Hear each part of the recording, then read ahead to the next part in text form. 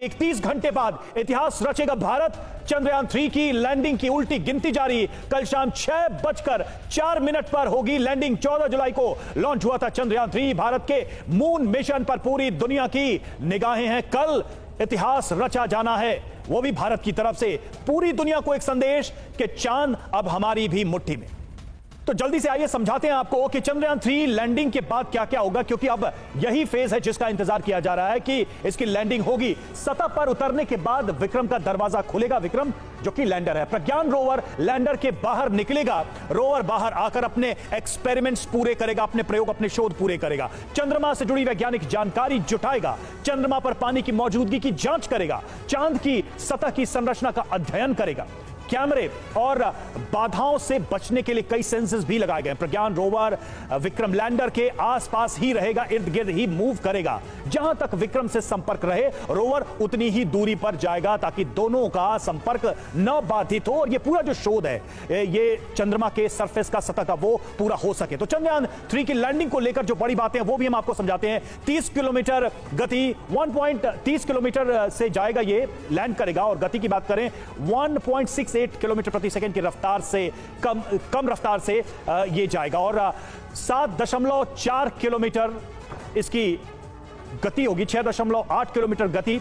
और देखिए जिस तरीके से हम बता रहे हैं आपको कि ये जो दूरी तय करेगा, यानी 30 किलोमीटर किस रफ्तार से तय करेगा, ये देखिए 30 किलोमीटर जो डिस्टेंस होगा, जो आखिरी डिस्टेंस की बात कर रहे हैं, वो 1.68 किलोमीटर की रफ्तार से। अब जो दूसरा डिस्टेंस होगा, यानी कि 7.4 से 6.8 किलोमीटर, उस समय क्या गति होगी वो देखिए 358 मीटर की गति होगी। और इस तरीके से जब बहुत क्लोज पहुंचेगा तो धीरे धीरे ये गति खत्म हो जाएगी और धीरे धीरे ये शून्य तक पहुंच जाएगा। तो इस तरीके से ये लैंडिंग होगी। और इस लैंडिंग को लेकर जो जानकारी, देखिए पुराने अनुभव को लेकर देखते हुए ये सारा फेज तय किया गया है कि किस डिस्टेंस को किस स्पीड से ये तय करेगा। कैसे लैंड करेगा चंद्रयान 3, ये भी हम आपको बता रहे हैं। तो लैंडिंग से पहले सतह को स्कैन करेगा विक्रम लैंडर, पूरी तरीके से सतह की छानबीन करेगा और क्रेटर्स यानी जो गड्ढे होंगे उनकी खाई को या उस तरह के क्रेटर्स को लोकेट करेगा कि जिस सतह पर लैंड करना है वहां कोई गड्ढा है या नहीं है। कैमरे पहाड़ या चट्टान पर भी नजर रखेंगे कि उनसे कहीं कोई टकराव न हो जाए लैंडिंग के दौरान। सेंसर से समतल सतह निर्धारित की जाएगी जहां पर लैंडिंग की जा सके, लैंडर उतर सके।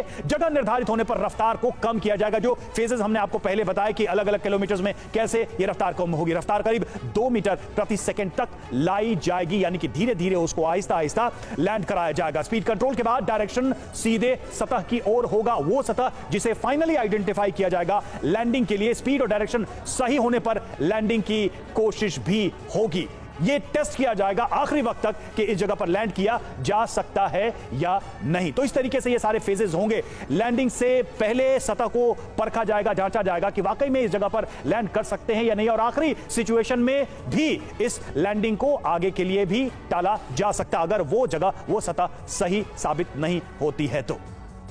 जी हाँ, तो कैसे लैंड करेगा चंद्रयान 3 ये लगातार हम आपको बता रहे हैं। और इसी पर TV9 भारतवर्ष की बड़ी कवरेज भी देखिए, आपके स्क्रीन पर 2 रिपोर्टर्स भी हमारे नजर आ रहे होंगे। पीयूष बेंगलुरु से हमारे साथ लाइव जुड़े हुए हैं और साथ ही शुभम गुप्ता हमें भोपाल से लाइव जुड़े हुए नजर आ रहे हैं, क्योंकि लगातार हवन पूजन का भी कार्यक्रम है। भगवान से प्रार्थनाएं की जा रही है कि चंद्रयान 3 मिशन सक्सेसफुल रहे। सबसे पहले पीयूष का रुख करते हैं जो कि इसरो सेंटर बेंगलुरु से लाइव हमारे साथ जुड़े हुए हैं। पीयूष, चंद्रयान 3 आज सक्सेसफुल रहेगा नहीं, इस पर सबकी निगाहें, इसके लिए प्रार्थनाओं का दौर भी जारी है।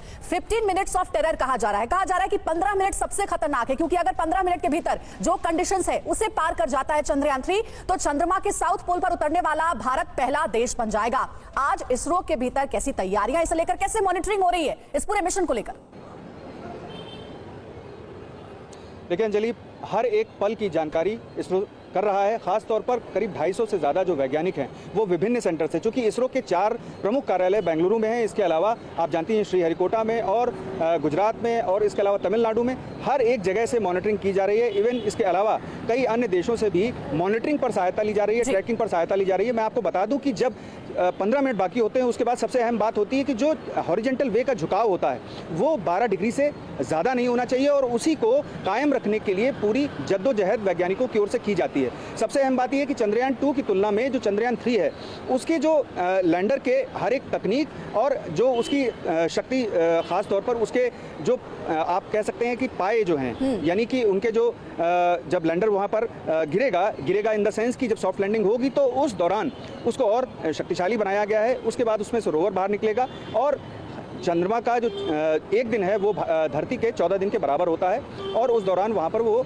जो भी आंकड़े जुटाएगा वो सारी डिटेल्स जो है रोवर का मूवमेंट होगा, रोवर लैंडर की तस्वीर लेगा, लैंडर रोवर की तस्वीर लेगा और फिर चंद्रमा के सरफेस का की पूरी जानकारी जो शोध है कि आखिर चांद की सतह कैसी है और किस तरह के मिनरल्स वहां पर मौजूद हैं, इन सभी बातों पर वो रोवर जो है अपने तथ्य जुटाएगा, आखिर जुटाएगा। हम सीधे चलेंगे, शुभम इस वक्त हमारे साथ जुड़े हुए भोपाल में। शुभम, जहां पर मौजूद है वहां लोग प्रार्थना कर रहे हैं, पूजा कर रहे हैं ताकि कल का जो दिन है वो शुभ रहे और भारत को यह सफलता मिले। शुभम, ओवर टू यू, क्या हो रहा है वहां पर?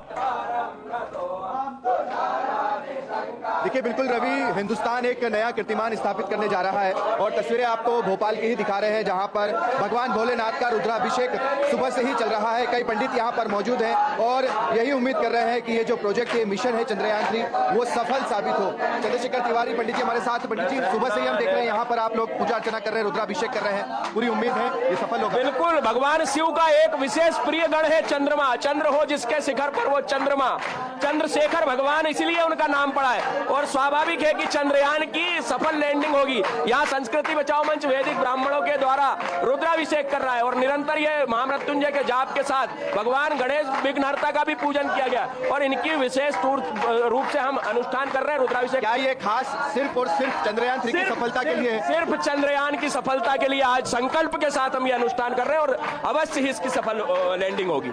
अवश्य सफल लैंडिंग होगी। और यहाँ पर आप देख रहे हैं कि कई पुजारी, छोटे छोटे पंडित भी आपको यहाँ पर नजर आएंगे, जो सुबह से सिर्फ और सिर्फ यही प्रार्थना कर रहे हैं कि चंद्रयान 3 जो प्रोजेक्ट है वो सफल साबित हो। तो हर तरह की प्रार्थनाएं हिंदुस्तान से हमें दिखाई दे रही है इस प्रोजेक्ट को लेकर। हम साइंस सेंटर में भी देख रहे हैं कि सुबह से वहां पर भी बच्चे मौजूद हैं इस प्रोजेक्ट को लेकर, कई वैज्ञानिक लगे हुए हैं। और दूसरी तरफ चूंकि हिंदुस्तान में हमने देखा है कि जब भी कोई चीज होती है उसे लेकर अपनी आस्थाओं की एक अलग मान्यता है और उसी के तहत आज सुबह से ही चंद्रयान 3 की सफलता को लेकर ये खास रुद्राभिषेक भी चल रहा है। बिल्कुल शुभम, हम देख पा रहे हैं आप जिस मंदिर में मौजूद हैं वहां पर प्रार्थनाओं का दौर भी जारी है, क्योंकि भारत को एक कीर्तिमान रचना है, इतिहास रचना है, इसीलिए देश भर में पूजा हो रही है, हवन किया जा रहा है। आलोक झा जी हमारे साथ जुड़ गए हैं, हमारे साथ लाइव इस वक्त आपको नजर आ रहे होंगे स्क्रीन पर। एस्ट्रोफिजिक्स जेएनयू के प्रोफेसर हैं, उनसे बात करते हैं। सर, हम लगातार टेक्निकलिटीज को भी समझ रहे हैं। कहा जा रहा है कि 15 मिनट का जो सफर होगा वो बहुत ही महत्वपूर्ण होगा। अगर ये पार कर लिया गया तो ये मिशन सक्सेसफुल हो जाएगा। लेकिन हमें याद रखना होगा कि चंद्रयान 2 के दौरान विक्रम लैंडर क्रैश हो गया था। जाहिर है कि जब वैज्ञानिकों ने तैयारी की होगी तो पिछली गलतियों को भी ध्यान में रखते हुए आगे की तैयारियां की होगी।